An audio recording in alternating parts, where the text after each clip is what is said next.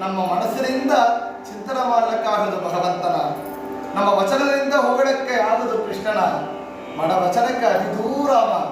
ಯಾತಕ್ಕೆಂದರೆ ನಿತ್ಯ ಸುಮಂಗಡಿಯಾದ ಮಹಾಲಕ್ಷ್ಮಿಯಿಂದ ಭಗವಂತನ ಗುಣಗಳನ್ನು ಎಣಿಸಲಕ್ಕಾಗದೇ ಇದೆ. ಬಗೆ ಬಗೆಯ ನೂತನವ ಕಾಣುತ್ತ ಮಿಗೆ ಹರುಷದಿಂ ಪೊಗಳಿ ಹಿಕ್ಕುವ ತ್ರಿಗುಣಮಾನಿ ಮಹಾಲಕುಮಿ ಸಂತೈಸಲನು ದಿನವೂ.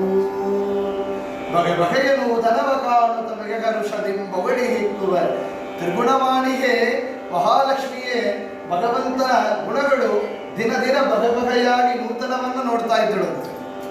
ಅಂತ ಭಗವಂತನ ನಮ್ಮ ಮನಸ್ಸಿನಲ್ಲಿ ಭಗವಂತ ಹೀಗೆ ಅಂತ ಚಿಂತನೆ ಮಾಡಿದರೆ ಅದು ಅಲ್ಲ ಅಂತಾರೆ. ಭಗವಂತನ ಹೊಗಳಿದರೆ ಭಗವಂತ ಇಷ್ಟು ದೊಡ್ಡವ, ಅವ ಇಷ್ಟು ಗುಣಗಳಿದೆ, ಇಷ್ಟು ಕಾರ್ಯಗಳನ್ನು ಮಾಡ್ತಾನೆ, ಇಲ್ಲ, ನಮ್ಮ ವಚನಗಳಿಗೆ ದೂರ, ಮನಗಳಿಗೆ ನಮ್ಮ ವಚನಕ್ಕೆ ದೂರ.